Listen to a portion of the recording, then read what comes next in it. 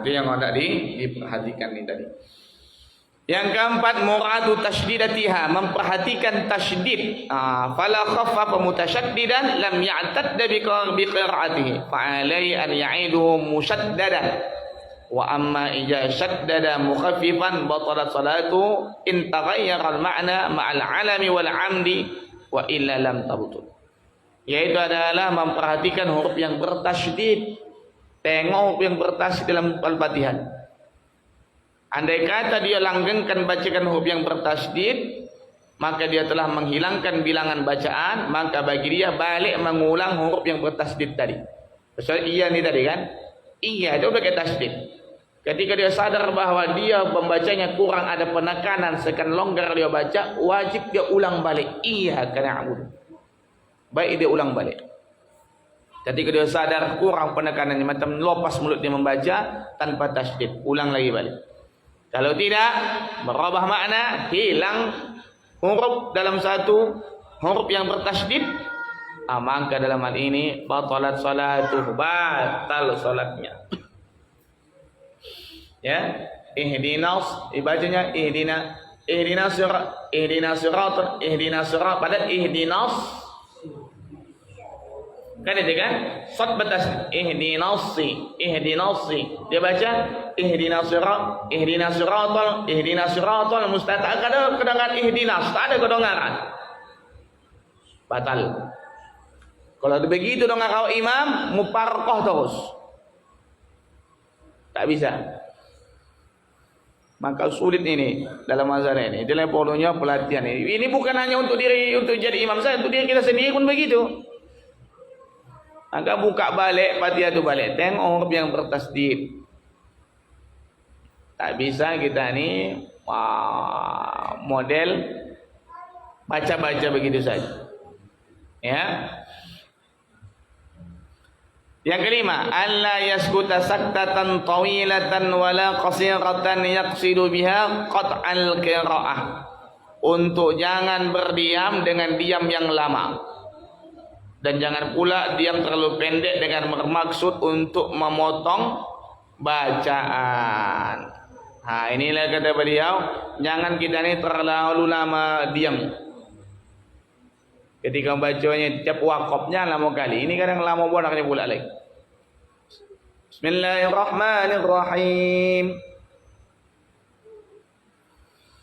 Alhamdulillah. Baru alhamdulillah. Orang pun menunggu-nunggunya lama oleh imam ni. Lama pun nak wakaf ni. Jangan terlalu lama diam. Nah ya. Atau terlalu pendek saktah dia diamkan, tapi dengan dia memang dipendekkannya saktah, cuman dia bertujuan memotong bacaan ayat. Ini juga menjadi masalah dalam masalah ini. Jangan memotong ayat. Kalau seandainya dalam hal ini sekalipun tujuan dia adalah pendek, ingin memotong diam yang pendek, tak boleh. Tujuan ingin memotong potongan ayat ini tadi. Atau kata lain cerita kalau seandainya napasnya tak sampai. Iyyaka na'budu. Di situ ada berhenti.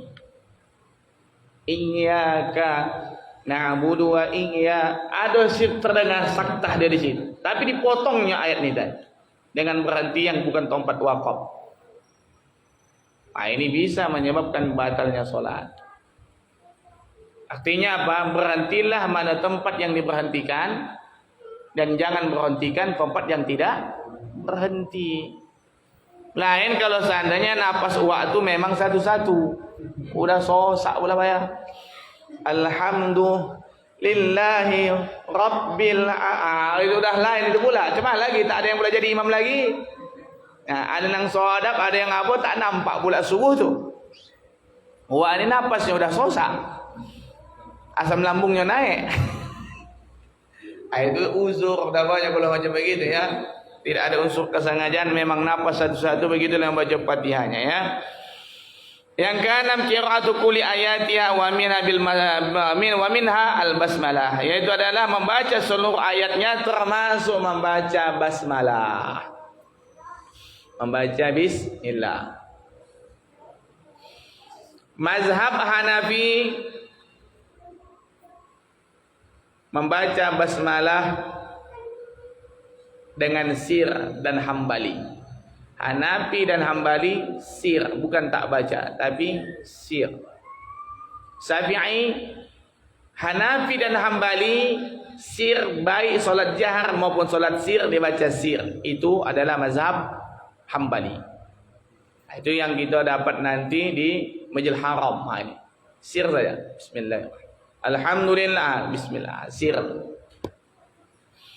Sedangkan Maliki laisa bimasyru', tidak disyariatkan, kata mazhab Maliki. Tidak baca basmalah, tidak disyariatkan. Ini kalau seandainya kita ni ke Maroko lagi yang banyak mazhab Maliki. Takbir Allahu Akbar, langsung Alhamdulillahirabbil alamin, langsung al-Fatihah. Sedangkan Syafi'i dijaharkan pada solat jahar, disirkan pada solat sir. Ini adalah Syafi'i. Maka kita pikir Syafi'i baca basmalah hukumnya wajib karena bahagian dari ayat surah Al-Fatihah. Allah menyebutkan Fatihah ini dengan nama Sab'ul Masani, 7 ayat yang diulang-ulang. 7 ayat yang diulang-ulang. Dan termasuklah 7 ayat yang diulang ini adalah basmalah. Kalau dihilangkan basmalah, maka dia tak disebut lagi Sab'ul Masani. Rusaklah dia ya, dari penyebutan nama dia yang 7 ayat. Tak, tanpa basmalah hilanglah 1 ayat menjadi 6. Maka yang dikatakan Sab'ul Masani adalah bersertaan dengan basmalah. Itulah Syafi'i. Syafi'i zahar di waktu zahar, sir di waktu sir. Hanafi, Hambali sir baik solat jahar maupun solat sir. Kalau Maliki bagaimana? Kalau hujjah ni kita katakan kepada Maliki, berbantah paham kalian dengan penyebutan Nabi terhadap Fatihah Sab'ul Masani. Dalam hadis maupun dalam Quran yang menyebutkan nama Fatihah itu Sab'ul Masani, 7 ayat yang diulang-ulang. Maliki kata bahwa tanpa basmalah, berarti tinggal 6. Baru saatnya paham kalian ni. Maka Maliki menjawab, kami juga berpendapat 7, tapi tanpa basmalah. 7-nya di mana? Rupanya dalam paham mazhab Maliki, Siratal ladzina an'amta alaihim, itu ayat ke-6. Ghairil maghdubi alaihim waladdallin, bawa ayat ke-7. Berarti ayat yang terakhir dalam surah Al-Fatihah dikatakan bahwa pahamnya itulah yang membuat tidak sah. Ini yang rusak sekarang ini. Ada beberapa pemahaman segelintir orang di belakang sana. Pemahamannya itulah yang membuat kita bahwa kita tak sah mengimami ini. Ini salah. Tak begitu.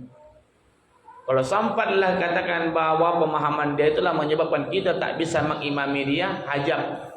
Ini masalah furu'iyah. Ketika masalah furu'iyah, ulama ijma' sepakat kita berlapang dada menerima perbedaan. Jadi kalau seandainya pula saya misalnya di Masjid Taqwa, mereka menjadi di imam, saya jadi makmum, apakah saya ikut? Tetap saya ikut. Cuman kalau saya pula minta jadi imam, saya tak mau. Ustaz nanti menjadi imam ya, nanti takut tak lepas. Tak berkunut, aku pula jadi imam. Dan memang hargai, dipanggil orang tujuh penceramahnya kan. Mereka juga menerima, tidak mempersalahkan perbedaan. Maka saya bilang, tak usahlah, Kang tak lepas Kang, Allahumma hadina bi bajah. Maka saya bilang, yang lain sajalah, biar saya mengikut menjadi makmum. Ini namanya adalah kita ini berlapang dada menerima perbedaan. Tapi kalau seandainya pula yang kita kental menganut mazhab Syafi'i, mengaku bahwa wajib baca basmalah. Dah, ini adalah yang ke-6. Ini Syekh Abdurrahman As-Sudais, tengok nanti di YouTube. Dan di sudah saya tengok. Datang beliau ke Masjid Istiqlal, Jakarta. Selama di Masjidil Haram, tak pernah beliau menjaharkan basmalah, tak pernah.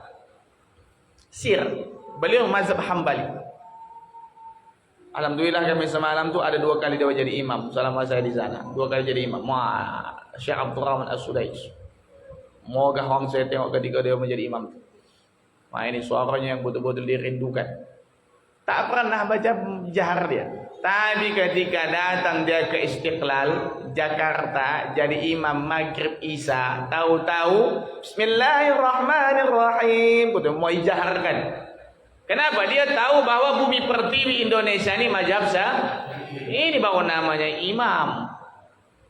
Ini kadang baru lagi umrah, tahu-tahu pulang udah berubah. Pak Haji, kenapa tak baca bismillah lagi? Di Mekah tak pakai bismillah, tahu-tahu.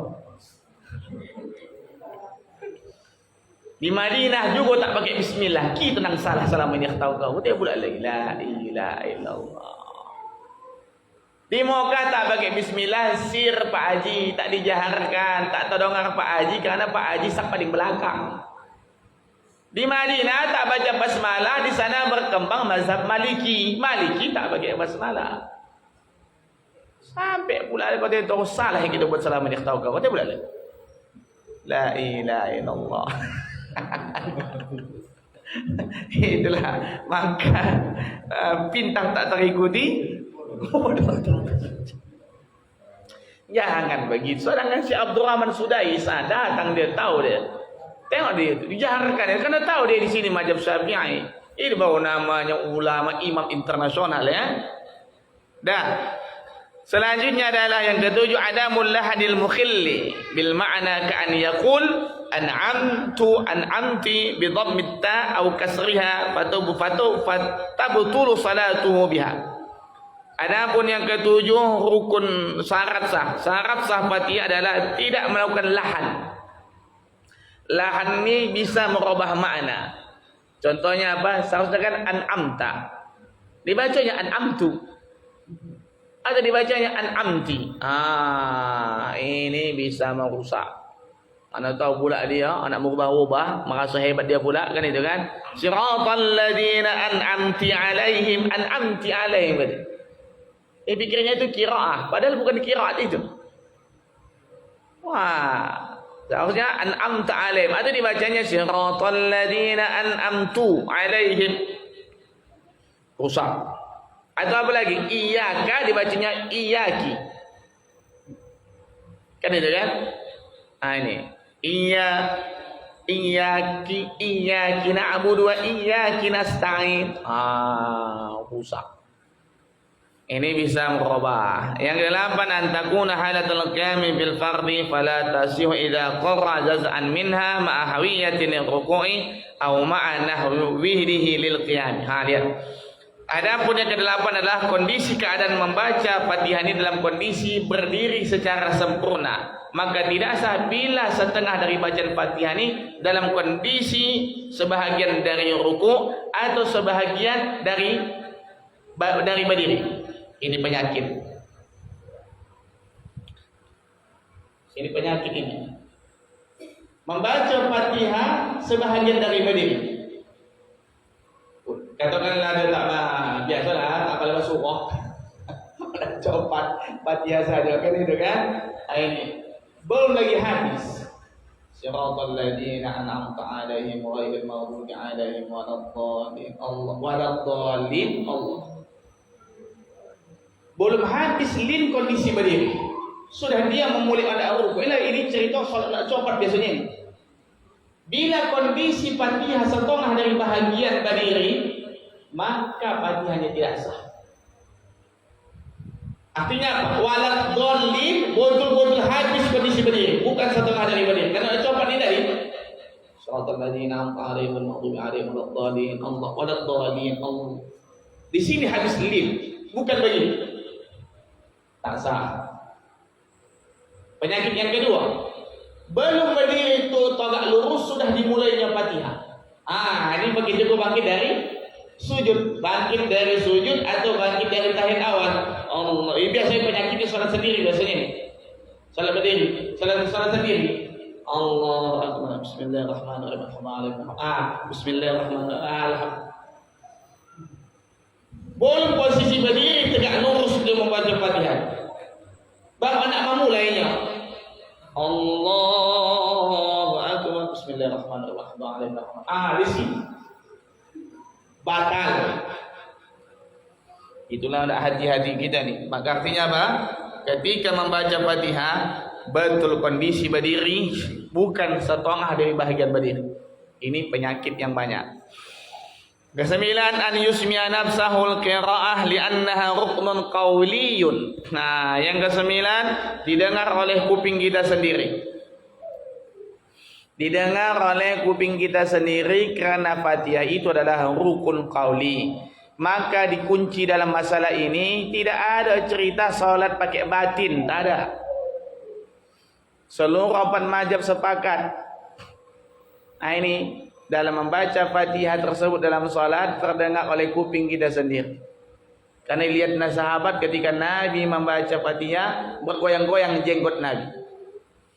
Itu menunjukkan bahwa Fatihah wajib dibaca mulut bergerak. Sekurangnya didengar oleh kuping kita sendiri. Bukan solat-solat silent, solat diam.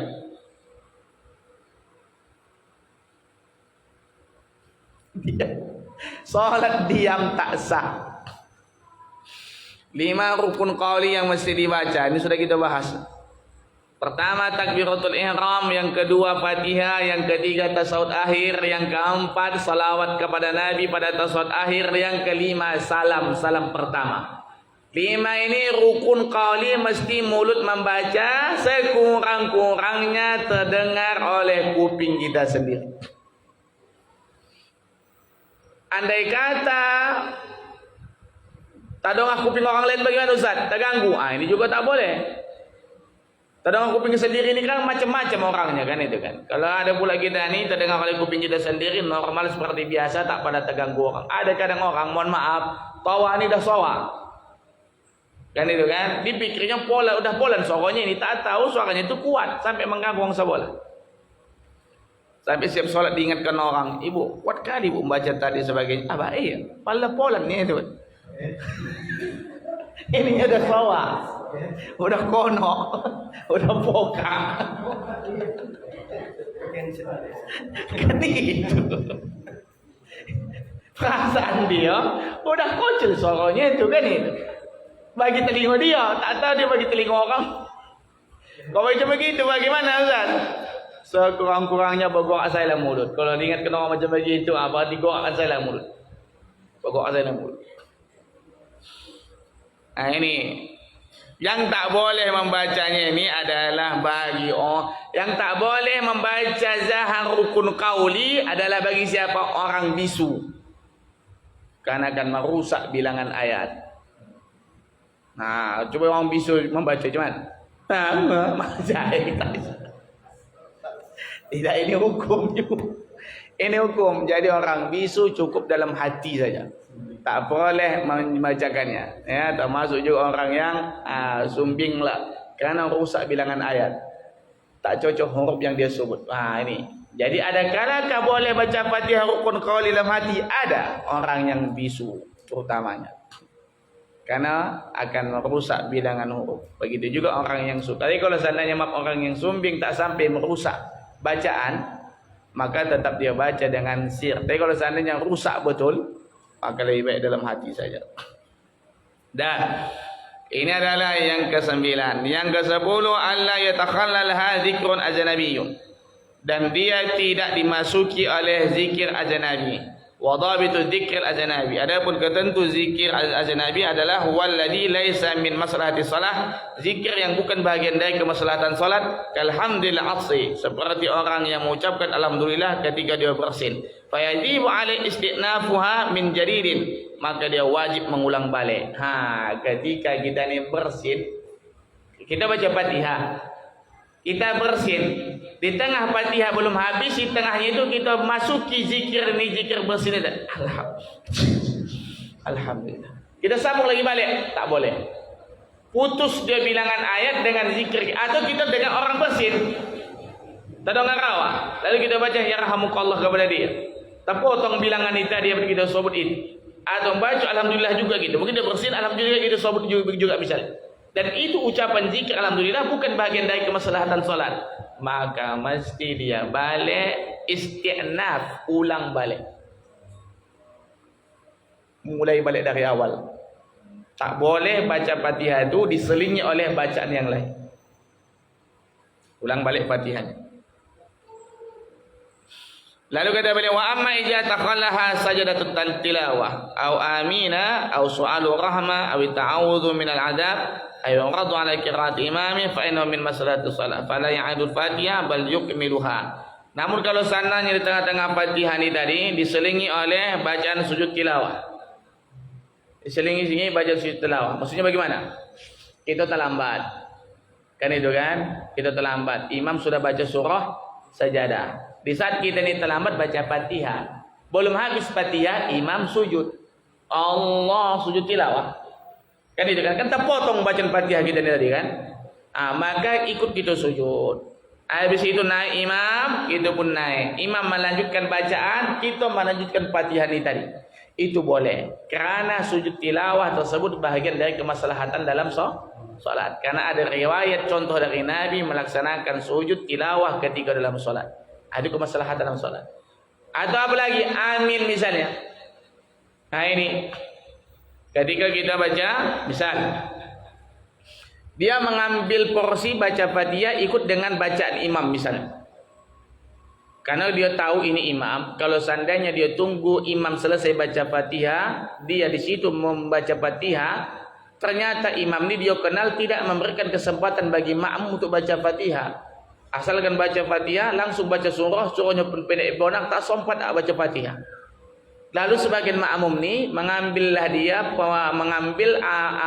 bentuk pemahaman yang kedua, baca Fatihah dia beserta dengan bacaan Fatihah dengan imam. Dia ikut dari belakang. Tapi dengan kata kunci Fatihah dia tidak dahulu dari Fatihah imam.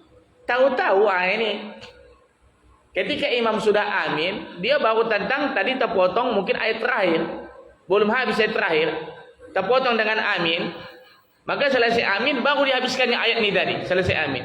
Maka ini termasuk bahagian dari kemaslahatan salat. Tidak menjadi masalah. Maka kata beliau, fala yu'idul Fatihata bal yukmiluha. Maka tidak perlu dia mengulang Fatihah, namun itu sudah dianggap sempurna.